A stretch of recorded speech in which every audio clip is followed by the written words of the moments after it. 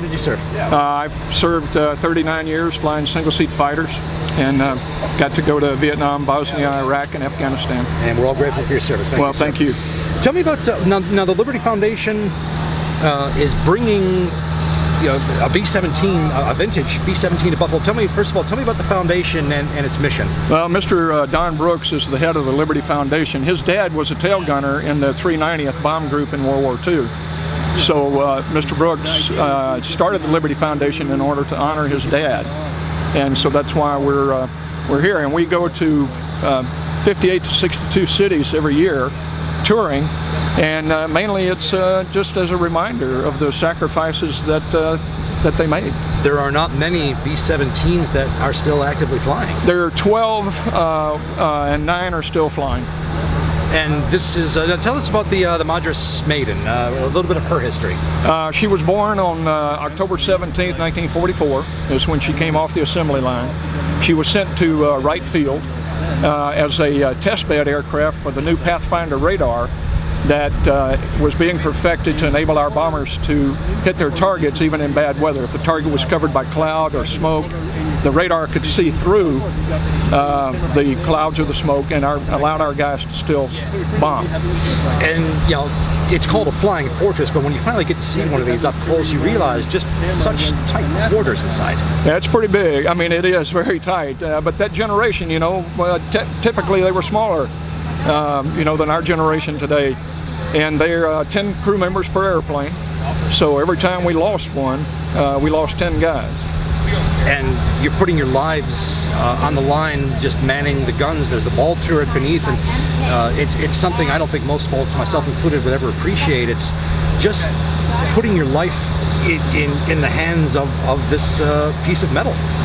Well, there's no doubt about that. I mean, you got to realize that every time those guys walked out to those airplanes, they had an 80% chance of not coming home, and yet they still went and did it.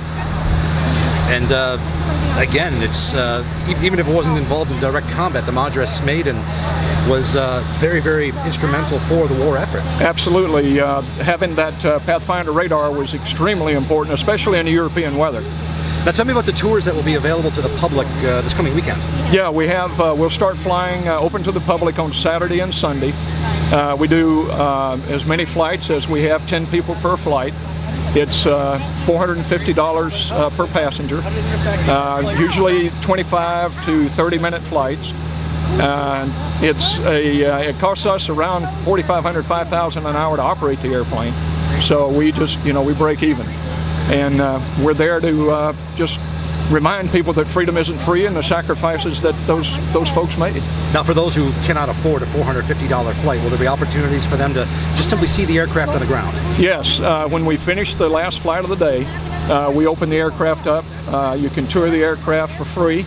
Donations are all appreciated, obviously, because that's what we operate off of. We rely on the public to keep her flying. But yes, they have access to the airplane and they can tour it on the ground. Now, you talked about the operational costs of the aircraft. Where else does the Liberty Foundation give its proceeds? Well, we have a C-47, and then we're rebuilding Liberty Bell, our original B-17 that we lost a couple of years ago, and we're rebuilding it. But that's pretty well tied up into keeping the airplanes operational. There's a World War II veteran and a Purple Heart recipient on one of the flights for media. Not very many of them left. Tell me how special it is to have one of the surviving few that are still here and basically getting reacquainted with the aircraft on which he flew. Well, it's an amazing experience for us as pilots, because you got to remember when they were 17, 18, 19 years old is when they were crew members on these airplanes. And now they're in their 80s and 90s, but it's an amazing transformation. When they go on that airplane, they open that door and step in that airplane, they're 17, 18, 19 again. And of course, we treasure every one of them, and we treasure their stories.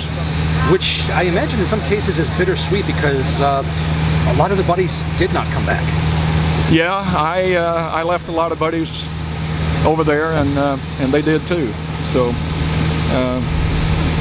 you know, you learn to accept sometimes rather than understand that fate is the hunter, and you know, you don't understand why one got shot down, and you flew the same mission the day before, and you came back. So it's, yeah, it can be challenging.